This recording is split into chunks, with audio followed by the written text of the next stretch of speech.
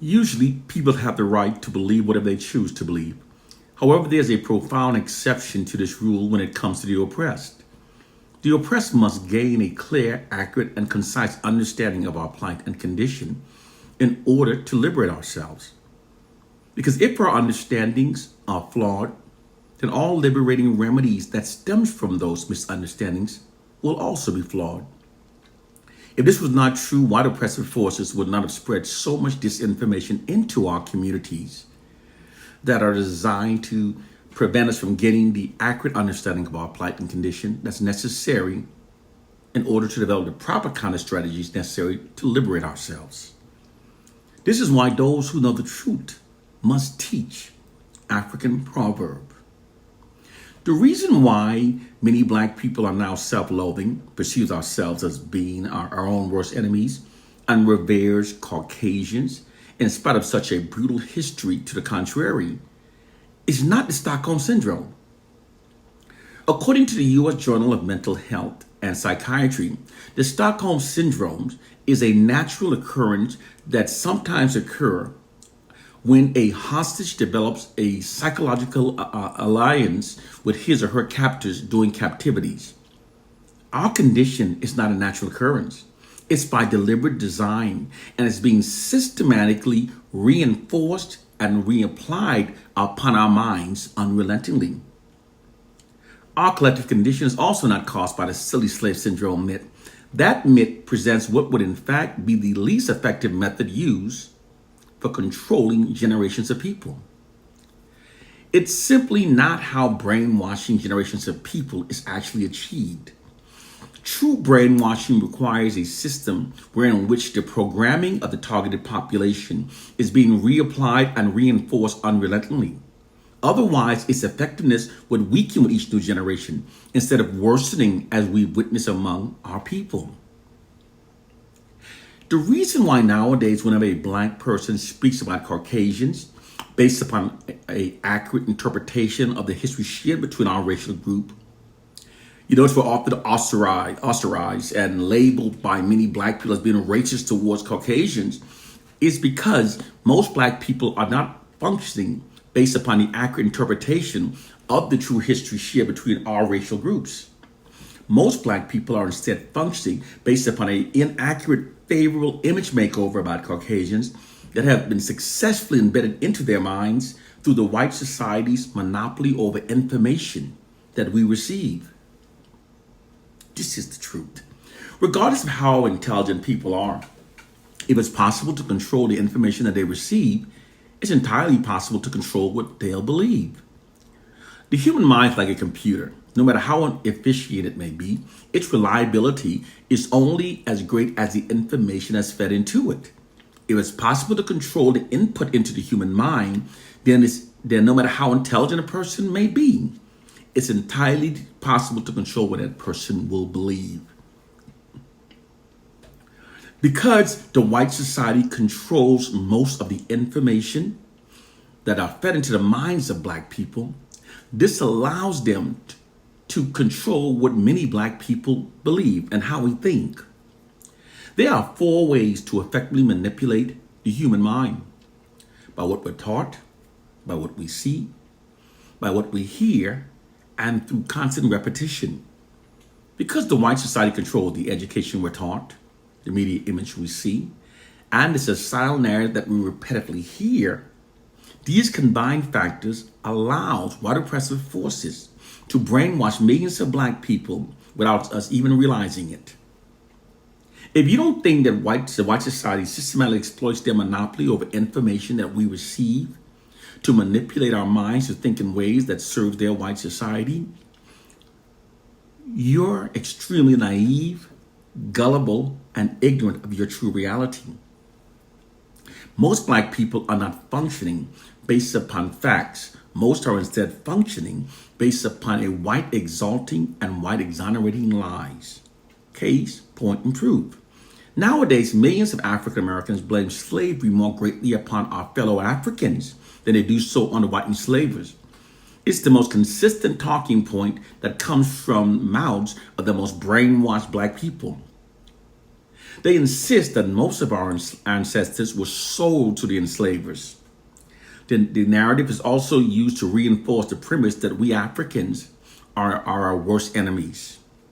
However, that version of the African slave trade that clearly benefits the white society is a falsehood that was deliberately embedded into the minds of millions of black people as a means of making us think in ways that benefits the white society through their monopoly over information that we receive.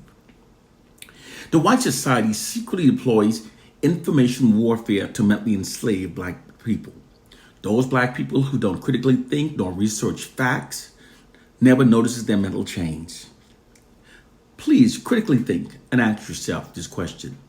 If Africans own all of the gold, diamonds, oils, natural resources, and minerals, and the Western world had nothing that Africans needed, and Western money had no value whatsoever in Africa, then how then would the majority of the millions of slaves fairly purchase?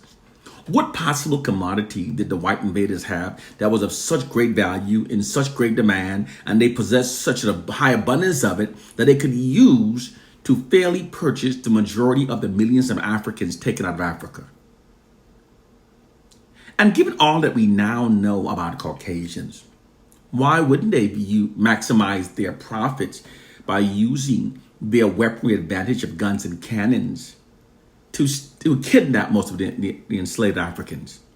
To believe that the greedy and immoral white invaders went into Africa with weaponry advantages of guns and cannons, but rather than maximizing their profits, they instead found ways to fairly purchase the majority of the millions of enslaved Africans, is absolutely ridiculous. Because such a claim totally contradicts over 500 years of demonstrated behavior by Caucasians in regard to black people and making profit. When you critically think and look at facts as they truly were, it becomes clear that most of our ancestors were not sold off. The history we've been taught has been whitewashed to make us think in ways that benefits the white society. White historians rewrote the history of the African slave trade to favor themselves. Their revision intentionally makes the white invaders appear more humane and deliberately shifts the blame of the African slave trade more greatly upon Africans. The history of the African slave trade taught to African American students deliberately hides the brutal massacres of countless millions of African warriors that died in battle trying to rescue their captured loved ones from those slave ships. As the African warriors charged the beaches, the ship's crew shot cannons and rifles into their bodies, leaving thousands of blood-soaked black bodies laying on the beaches. The number of Africans that died in battles fought against the white invaders far exceed many times over the number of Africans that participated in the slave trade. The hiding of those fierce battles and massacres is deliberately done to perpetuate the lie that most Africans were merely sold away. To further convey the falsehood that most African slaves were sold away by other Africans, several white artists were hired to create pictures of Africans selling their fellow Africans to the white invaders. Reproductions of those drawings and paintings can still be found within our school textbooks. Therefore, every time that an African American student opens this book and goes to the page on slavery, he's seeing those pictures of Africans enslaving Africans. This subliminally conveying the message that it was Africans that wronged you and not the white invaders. Throughout history, those empires that were brutally oppressive, fearing eventual retribution from the oppressed, have always manipulated the minds of the oppressed to think in ways that prevents them from unifying against their oppressors. Therefore, the beliefs and perceptions held by the oppressed are never truly their own. They're always falsehoods beneficial to their oppressors that were shrewdly ingrained into the minds of the oppressed by their oppressors without them even realizing it. This nefarious practice is called socialized. Socialized is when the oppressors exploit their monopoly over information that are fed into the minds of the oppressed to manipulate the oppressed to think and behave in ways that are beneficial to the oppressors. The oppressed rarely, if ever, learns what has been done to them, to the detriment of we Africans globally. This is what the white society has done to us. Unlike at the conclusion of World War II, when the less than 12-year Jewish Holocaust came to an end, the U.S. government and the UN contributed massive financial support to rebuild their lives and ordered Germany to pay reparations to them. However, there was no moral obligation to do the same for Africans. Although the African Holocaust lasted hundreds of years longer and resulted in millions of more deaths, when it ended, America, Great Britain, and the many other white nations that benefited from their brutal exploitation of Africa felt no moral obligation to restore the culture of Africans. Those Western nations that benefited greatly through their brutal exploitation of Africans instead choose to protect their own interests by socializing Africans. The evidence that Africans have been socialized by the white society is overwhelmingly obvious. It's the true hidden reason why many black people are now self-loathing, perceives ourselves as being our own worst enemies, and reveres and admires Caucasians in spite of such a brutally horrific history of violence and oppression. They've misled us to blame our condition onto these flawed premises so that all of our liberating remedies that stem from believing those flawed premises will also be flawed. The socializing of Africans was deemed necessary because while the white society, through their weaponry advantages of rifles and cannons, were able to invade and enslave Africans, they couldn't sustain peace with Africans indefinitely without socializing our minds to keep us loyal and to suppress dissent from rising among us. Because whenever people are oppressed for long periods, their collective aggressions against their oppressors will continue to grow until acts of massive rebellion against the oppressors becomes inevitable. This is a inherent response within the collective human psyche whenever people are held under long-term oppression. The only way to prevent these massive acts of rebellion is by shifting the collective aggressions of the oppressed away from their oppressors and redirecting it towards themselves. And the only way to achieve this is by socializing the minds of the oppressed. The socializing of black minds begins with a whitewashed miseducation. They begin socializing our minds during our early education development when our minds are young and most impressionable. White government schools do not provide a racially affirming curriculum to black students as they routinely does so for white students. Black students are instead subjected to a classroom setting wherein which the majority of the achievements and contribution made by our racial group throughout history are deliberately withheld from us during our educational development. In fact, for many black people, our schools are in fact the places where we first experience the implication that there's something lesser about being black. This black racially devaluing education is being pumped into the impressionable young minds of generations of black students for 7 hours a day from the ages of 5 through 18. Clearly considerable damage can be done to the self-esteem of many black students within such a long time frame.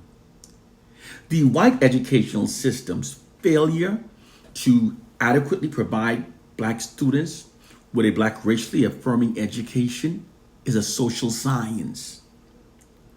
Okay, and it's essential for maintaining white dominance over black people.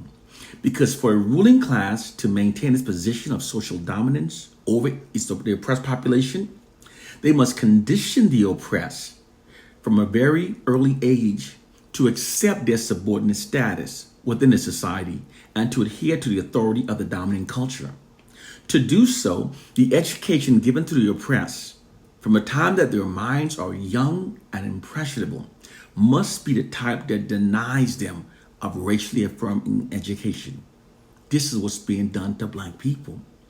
When the oppressed population is denied a racially affirming education, even the brightest among them may have very little hope of mentally extract themselves from the feelings of inferiority and from their assigned low dominated position within the society.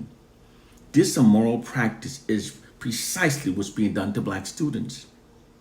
Schools are tools of the government designed to mold students' character accordingly. The white society will never provide black students, black people, with an education that truly liberates us. It's against their interest to do so. They will instead always miseducate us to think in ways that serves the interests of the system of white supremacy. Our core problem as black people is that most of us can't see that our minds are being systematically manipulated to think in ways that serves the system of white supremacy. Black people are also being socialized through unrelenting media subliminal programming.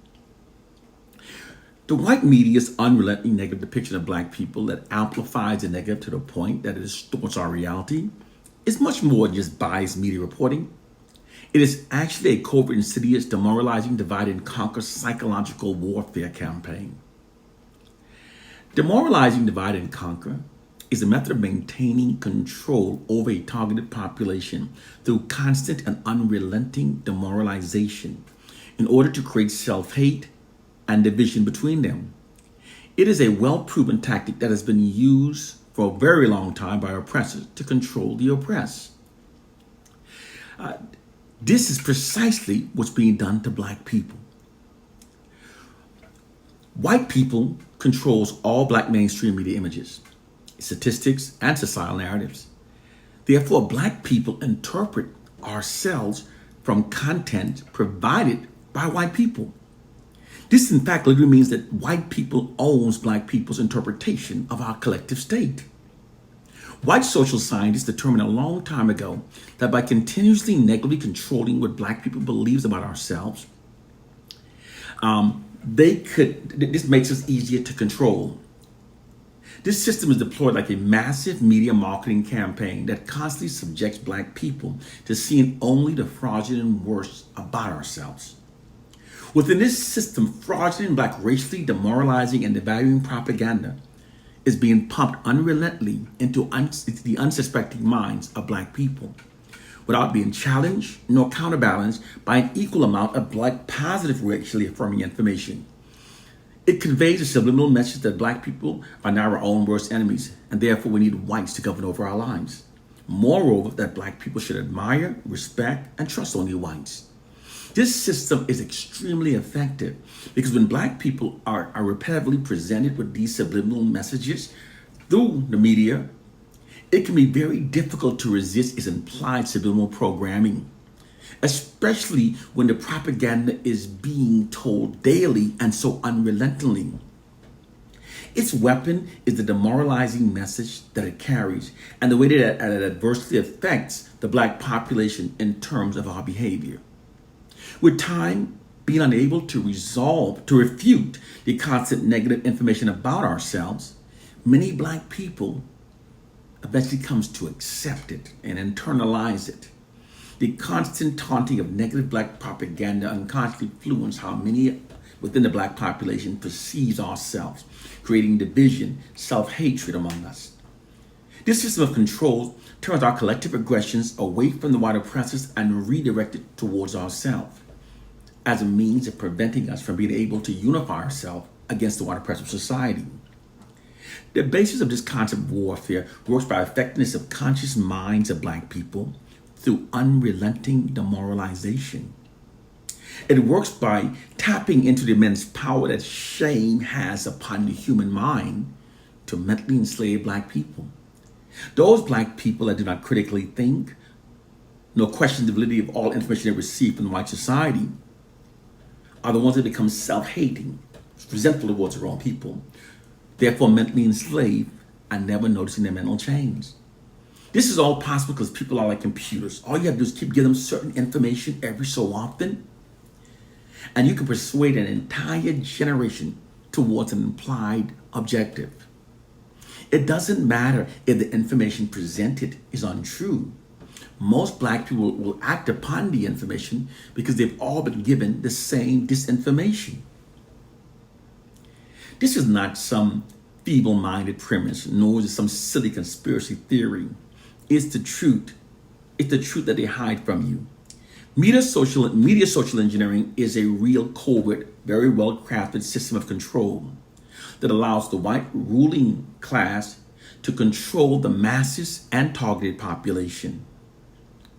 Oppressors always secretly socialize the minds of the oppressed to think in ways that ensure that they never unify and seek retribution against their oppressors.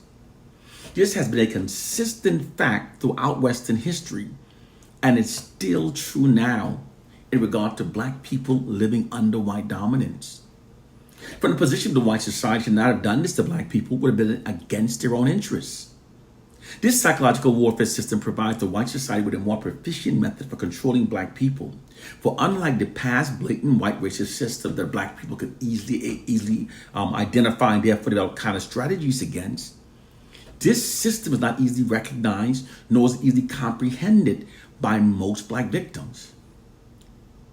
This psychological warfare program works so well, in fact, that it not only makes black people more compliant with white dominance over our lives, in many cases, it causes many black people to prefer white dominance over our lives. It is at the root of both the profound feelings of self-loathe and division that are now afflicting many within the black community, and is at the heart of the false feelings of superiority that many whites possess.